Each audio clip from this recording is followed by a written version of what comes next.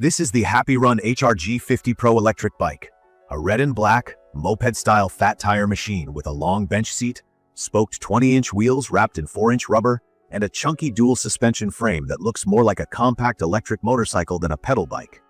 The stance is low and planted, the fork and rear shock give it a plush look, and the big LCD sits front and center like a proper dash. In person, it has presence. I can feel the extra heft the moment I roll it, and that sets the tone for how it rides. From my experience, the HR-G50pro is all about torque and comfort. It uses a 48-volt system with either an 18-adder or 25-adder removable battery depending on the trim, and a 750-watt hub motor that's marketed with a peak figure up to 1500 watts on most listings, sometimes shown higher on others. The point is simple: it pulls.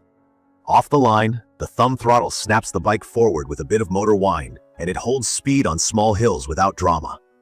The brand advertises up to 32 miles per hour. In my opinion, that number is optimistic. On flat ground with a full battery, I've seen mid-20s on the display, call it around 24 to 26 miles per hour, with either throttle or higher pedal assist.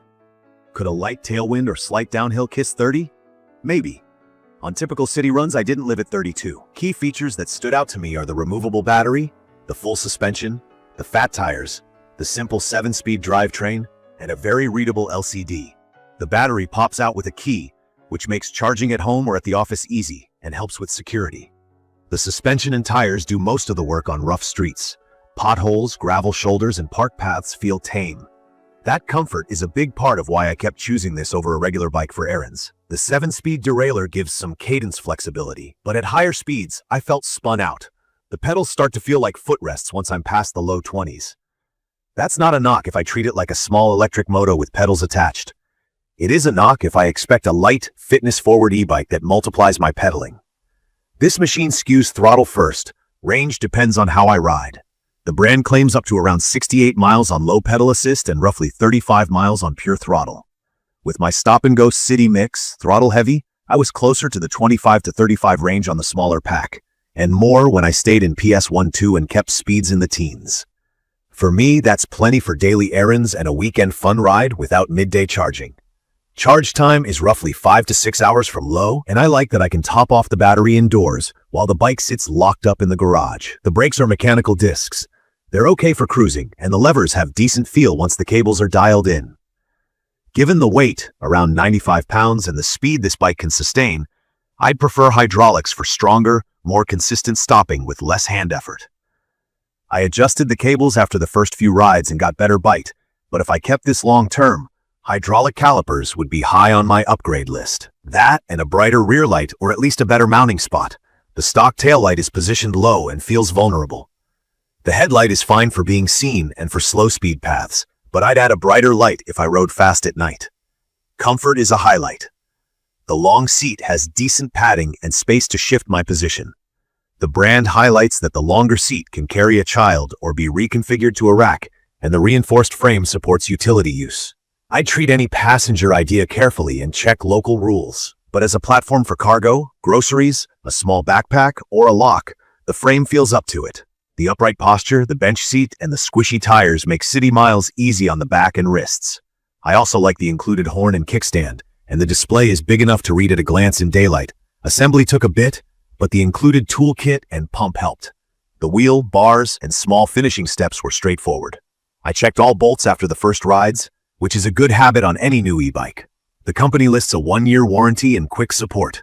I've had a simple, friendly reply to a tire pressure question. I've also seen reports online of mixed after-sale experiences. That tells me to keep my box for a while and document any issues early. There's a real identity split here. If I expect a bike that rides like a traditional e-bike, where pedaling is the main act and the motor just adds a breeze at my back, this won't feel right. The weight, the throttle-forward behavior, and the gearing make it feel like a compact electric moto. In my opinion, that's the correct way to view it. When I lean into that idea, I enjoy it much more. I avoid chasing the max speed claim and just ride it in the mid-20s with steady torque, and it's a blast. It smooths out terrible pavement, crawls up driveways and small hills, and glides past traffic jams. The look draws attention too. The red and black paint, the chunky tires, and the moto vibe turn heads at every red light. From my experience, legality and classification are worth mentioning. With a strong throttle and a higher peak wattage than many standard e-bikes, rules can vary by city or state. I keep it respectful, ride with traffic, and stay mindful of speed on shared paths. That keeps the experience positive and avoids hassle. It's perfect for short to medium commutes, grocery runs, campus or base hops, beach paths, light trails, and anyone who wants a comfy, torquey ride without worrying about every bump. It's also great for riders who want the look and feel of a mini moto while still having pedals for backup. If stairs are part of daily life, or if I need a bike that feels light and pedal-friendly at 20+ miles per hour, this isn't the right fit. In my opinion, the biggest strengths are the motor's pull, the cushy suspension and tires, the removable battery, and the overall utility of the long seat and reinforced frame. The biggest trade-offs are the weight, the mechanical brakes, the real-world top speed being lower than the claim, and the pedal feel at higher speeds. None of those are deal breakers for me, because I treat it as a powerful urban runabout, not a roadie's training tool. I'd recommend this for riders who want a comfortable, stylish, high-torque e-bike for commuting and weekend fun, who plan to use throttle a lot, and who don't mind basic wrenching or future upgrades like hydraulic brakes and a brighter rear light. If someone wants a true bicycle feel with long, efficient pedaling at higher speeds, I'd point them to a lighter Class 3 e-bike with a mid-drive and a wider gear range. In conclusion, the HAPPYRUN HR-G50pro delivers a fun, confident ride with real utility and standout looks, as long as I manage expectations around speed and pedaling feel. Treat it like a mini electric moto with pedals, and it shines. Treat it like a featherweight e-bike, and it doesn't. For my city needs, the comfort, torque, and removable battery made it easy to use and easy to like. To learn more about the HAPPYRUN HR-G50pro, please check the comments section. Thank you for watching.